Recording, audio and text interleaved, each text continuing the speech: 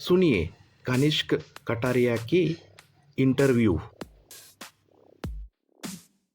मेरी स्कूली शिक्षा ज़्यादातर राजस्थान के कोटा शहर में हुई है, जो अपनी आईआईटी और एनईईटी कोचिंग के लिए जाना जाता है। मैं गणित में बहुत अच्छा था और विज्ञान की तरफ भी मेरा काफ़ी झुकाव था। ग्रेजुएशन करने के लिए इंजीनियरिंग की तरफ मेरा झुकाव होना लाजमी था। 2010 में मैंने आईआईटी जेईई की परीक्षा दी। मेरा ऑल इंडिया रैंक 44 रहा। मैंने आईआईटी बॉम्बे को चुना, जिसकी वजह था यहाँ करियर से जुड़ी बहुत सारे विकल्प मौजूद होना। कंप्यूटर साइंस को मैंने अपनी ब्रांच के रूप में चुना क्योंकि इस विषय में मेरी काफ़ी दिलचस्पी थी। साथ ही इस सेक्टर में ढेरों अवसर भी मौजूद थे। बचपन में ही मेरे पिताजी ने मुझे सुझाव दिया था कि मुझे सिविल सर्विसेज में अपना करियर बनाने के बारे में सोचना चाहिए। वर्ष 2014 में मेरी ग्रेजुएशन के बाद उन्होंने मुझे दोबारा यूपीएससी की परीक्षा में बैठने को कहा। हालांकि मैं अपनी ज़िंदगी का इतना अहम फैसला लेने से पहले कहीं दूसरे मौक़ों को भी टटोलना चाहता था। मेरे पास दक्षिण कोरिया से सैमसंग इलेक्ट्रॉनिक्स के नौकरी का प्रस्ताव था। यह मेरे लिए भारत से बाहर नए अनुभव प्राप्त करने का एक सुनहरा मौका था।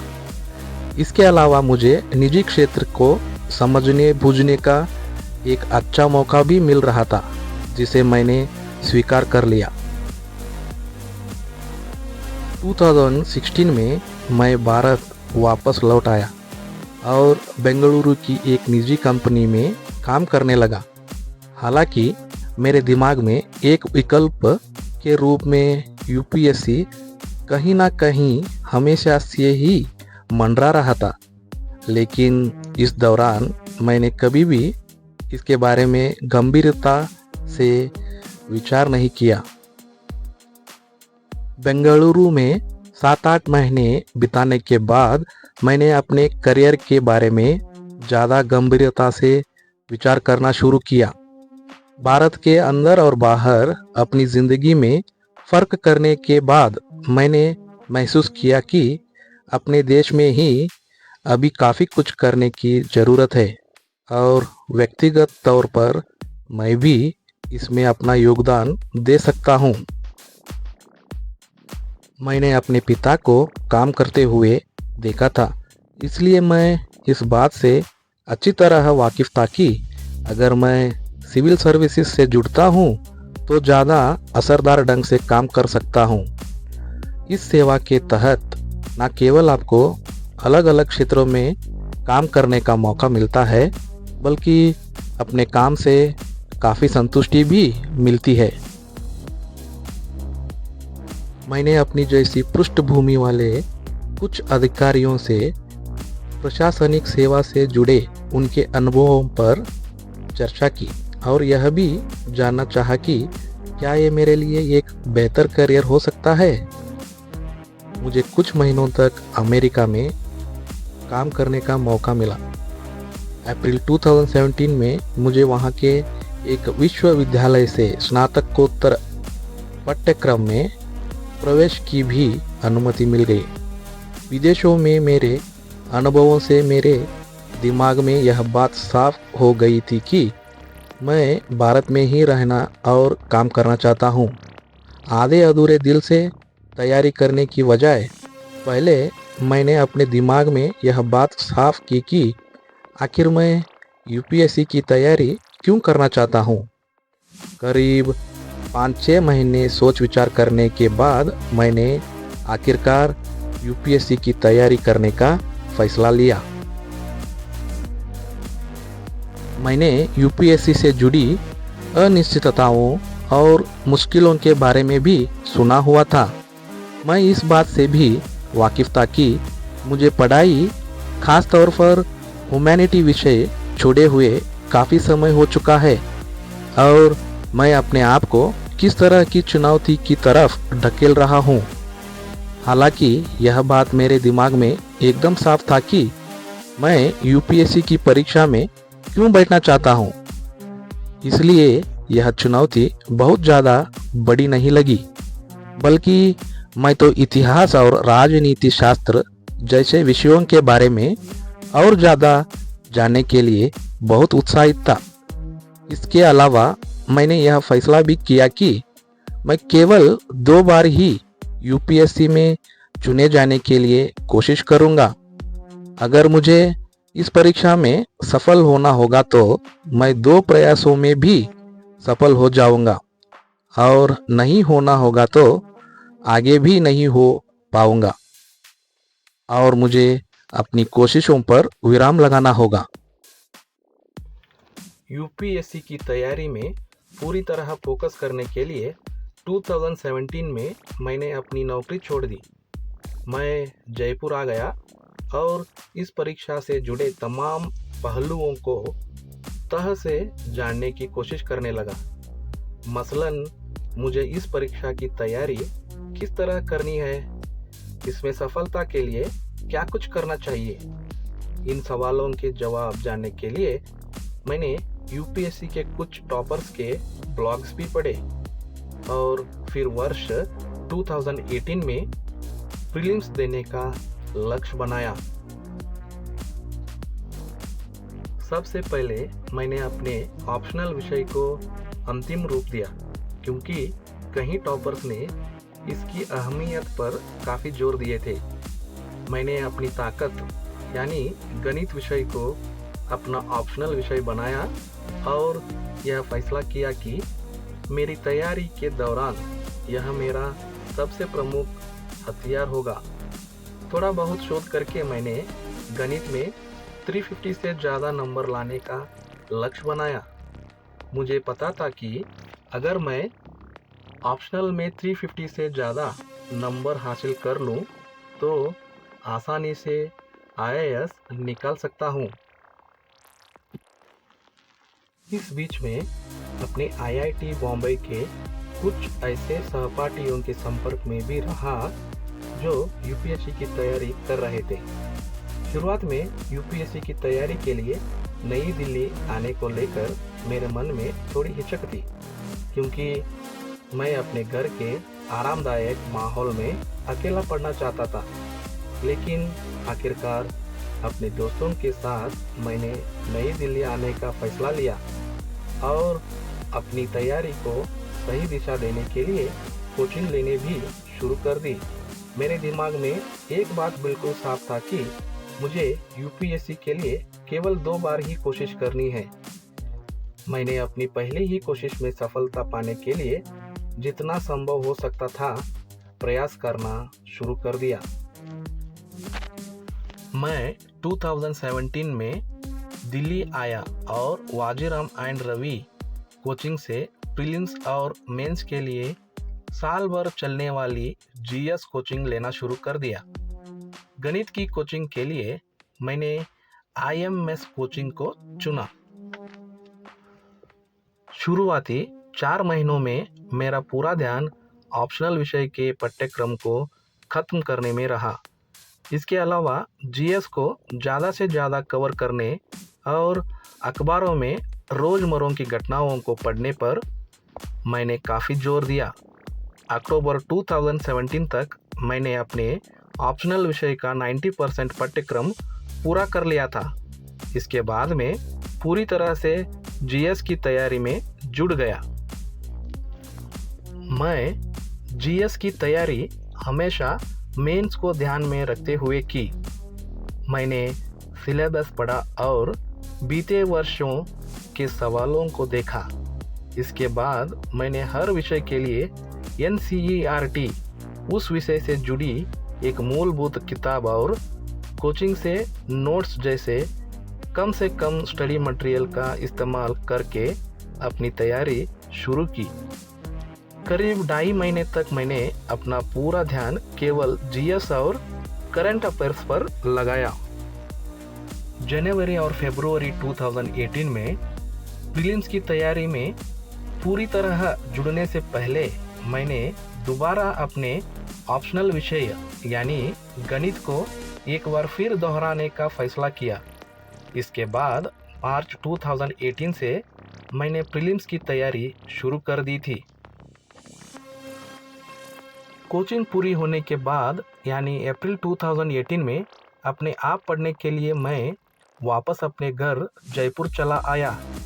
मार्च से मई 2018 के बीच में पूरी तरह से जून 3, 2018 को होने वाले प्रीलिम्स की तैयारी की। प्रीलिम्स के बाद मैंने एक हफ्ते तक आराम किया और फिर मेंस की तैयारी शुरू कर दी। जब तक प्रीलिम्स का नतीजा नहीं आया तब तक यानी पूरा एक महीने मैंने अपना पूरा ध्यान ऑप्शनल विषय को दोहराने पर लगाया, साथ ही अपने उत्तर लिखने की कला को और संवारा। मैं जानता था कि चाहे मैं प्रीलिम्स पास करूं या ना करूं, लेकिन पूरी तैयारी के लिए यह चरण बहुत महत्वपूर्ण है। मैंने अपनी कोशिशों को और ज़्यादा बढ़ाने पर ध्यान लगाया। प्रीलिम्स का नतीजा आने के बाद मैंने अपनी जीएस विषयों को दोहराना शुरू कर दिया और एक टेस्ट श्रृंखला की। मैंने पढ़ने के लिए नई किताबों वगैरह पर ध्यान लगाने की बजाय पुरानी किताबों में पढ़ी बातों को दोहराने पर ही फोकस किया। 20 दिसंबर 2018 को मेंस का नतीजा आने के बाद मैंने इंटरव्यू की तैयारी शुरू कर दी। मैंने इसकी तैयारी के लिए कुछ झूठ मूठ के रचे हुए इंटरव्यू भी दिए और DAF की पूरी तरह से तैयारी की। मेरा इंटरव्यू 6 मार्च 2019 को था। इंटरव्यू के बाद हालांकि मैंने 2019 के प्रीलिम्स की तैयारी पर फोकस करने की कोशिश की, लेकिन मैं अंतिम नतीजों को लेकर उत्साहित और बेचैन था, लिहाजा उस तरफ पूरा फोकस नहीं कर पाया। मेरे मन में मिले जुले ख्याल आ रहे थे, जैसे क्या हो अगर सब कुछ मेरी सोच के मुताबिक हो और मैं इस परीक्षा में सफल हो जाऊं। लेकिन दूसरी तरफ मैं अपनी जीएस के नंबरों को लेकर आश्वस्त नहीं था। मैंने पहली बार मेंस दिया था और मुझे इस बात का एकदम अंदाज़ा नहीं था कि जीएस के सब्जेक्टिव होने के कारण मुझे इस विषय में कितने नंबर मिल सकते हैं। 5 अप्रैल 2019 को यूपीएससी 2018 के अंतिम नतीजे निकले और मैं यह देखकर भौचक्का और थोड़ा बहुत तनाव मुक्त भी हुआ कि मैंने पहले ही कोशिश में आईएएस की परीक्षा पास कर ली है। पहला ऑल इंडिया रैंक पाना तो मेरे लिए सोने पर सुहागा था। ईमानदारी से कहूँ तो मुझे अब तक इस उपलब्धि की अहमियत का बोध ही नहीं हो पाया है। मैं तो इस बात से ही खुश हूँ कि यह मेरी 1.5 साल की तपस्या का फल है। इस एहसास से मुझे मेरे अंदर बहुत खुशी की एक लहर दौड़ती है कि मैं अपने पहले प्रयास में ही अपना सपना सच कर पाया। इस परीक्षा के नतीजे ने मुझे दिखा दिया कि अगर आप लगातार कड़ी मेहनत करें, प्रबल इच्छा शक्ति रखें और आपके हौसले बुलंद हो तो सब खुद ब खुद ठीक होता चला जाता है। भले ही इस परीक्षा को सबसे मुश्किल परीक्षाओं में एक माना जाता है, खास तौर पर अगर आप पहली बार यह परीक्षा दे रहे हो, लेकिन असंभव कुछ भी नहीं है और केवल मैं ही नहीं, कई दूसरे उम्मीदवार भी हैं जिन्होंने पहले ही कोशिश में इस परीक्षा को पास करके दिखाया। उम्मीद है कि आने वाले वर्षों में ज़्यादा से ज़्यादा परीक्षार्थी अपनी शुरुआती कोशिशों में ही इस परीक्षा में सफलता प्राप्त करके अपने सपने को पूरा करेंगे। पिछले कुछ महीने मेरे लिए काफ़ी आरामदायक रहे हैं।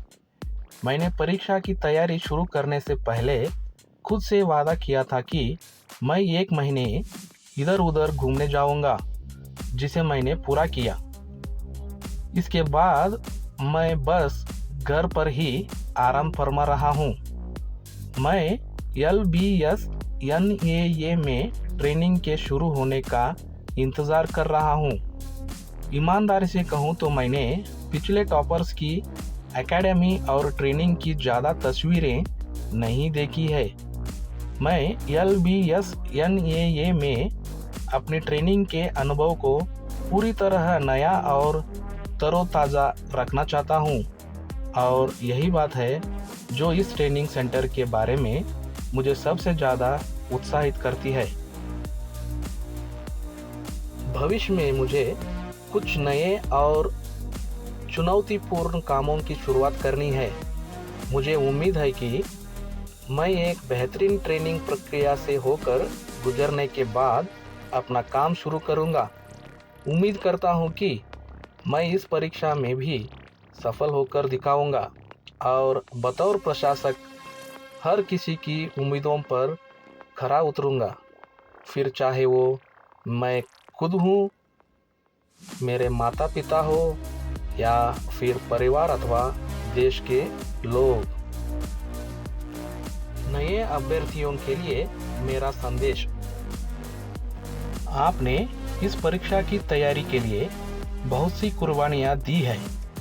दूसरों से ना सही पर खुद से सच बोलिए, और हमेशा यह बात याद रखिए कि आप सिविल सर्विस में आखिर क्यों आना चाहते हैं।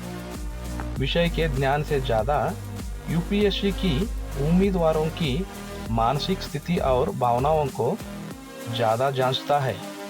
अगर आपके दिमाग में कोई भ्रम नहीं है तो आपको UPSC की परीक्षा पास करने से कोई नहीं रोक सकता। डराने और अफवाहें फैलाने वालों के जाल में ना फंसे। खुद पर और अपनी मेहनत पर यकीन करें। लोग काफ़ी कुछ कहेंगे, मसलन यह परीक्षा पहले प्रयास में नहीं निकाली जा सकती, लेकिन याद रखिए कि ऐसे लोग केवल आपका मनोबल तोड़ना चाहते हैं। इस परीक्षा को पहले ही प्रयास में निकालना एकदम मुमकिन है। आपको अपनी पढ़ाई के लिए सही रणनीति बनाने के साथ साथ थोड़ा होशियार होने की ज़रूरत है। निश्चित तौर पर थोड़ा बहुत खेल तो किस्मत का भी होता है, लेकिन किस्मत भी तभी आपका साथ देगी जब आपने कड़ी मेहनत की हो। निरंतर प्रयास करते रहें और उनकी तेज़ी बनाए रखें।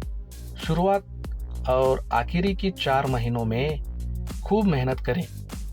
बीच के समय के लिए अपनी ऊर्जा बचा कर रखें। इसे एक मैराथन दौड़ की तरह देखें। अगर आपने शुरुआत के 4 महीनों में अच्छी तैयारी कर ली और अपने ऑप्शनल विषय का सिलेबस जल्दी ख़त्म कर लिया, तो आप मेंस की तैयारी करने के लिए पूरी तरह तैयार होंगे। नई दिल्ली जाने या फिर कोचिंग करने से नहीं घबराइए। आज के ज़माने में पढ़ने के लिए ज़रूरी तमाम चीज़ें ऑनलाइन मौजूद है। अगर आप अपने घर में आरामदायक माहौल में ही अच्छी तरह पढ़ सकते हैं तो यकीन मानिए तैयारी के लिए इससे अच्छी जगह हो ही नहीं सकती। अपने संसाधनों और आदतों को लेकर निष्ठुर बनिए। अगर कोई रणनीति काम नहीं कर रही है तो उसे छोड़ दें, और अगर कोई तरीका आपके हित में काम कर रहा है तो उसे बार बार दोहराएं। भावुक बने और व्यवहारिक ज़्यादा बने। किसी से प्रतिस्पर्धा ना करें। आपकी प्रतिस्पर्धा खुद से है। अगर आप हर दिन खुद में सुधार ला पा रहे हैं और खुद के लिए एक बेहतरीन संस्करण बन रहे हैं तो इसका मतलब है कि आप सही दिशा में जा रहे हैं। अपनी इस यात्रा के दौरान आशावादी रहें और खुद पर यकीन रखें। मेरी सफलता के मूल मंत्र रहे आशावाद, मेहनत और आत्मविश्वास। जब कभी निराशा के पल आए, इन्हीं तीनों मंत्रों ने मुझे उससे बाहर निकाला और लगातार आगे बढ़ने में मदद की। इन सूत्रों को अपना हथियार बनाएं और ऐसा करके आप खुद की सारी नकारात्मक विचारों से और चुनौतियों से रक्षा कर पाएंगे।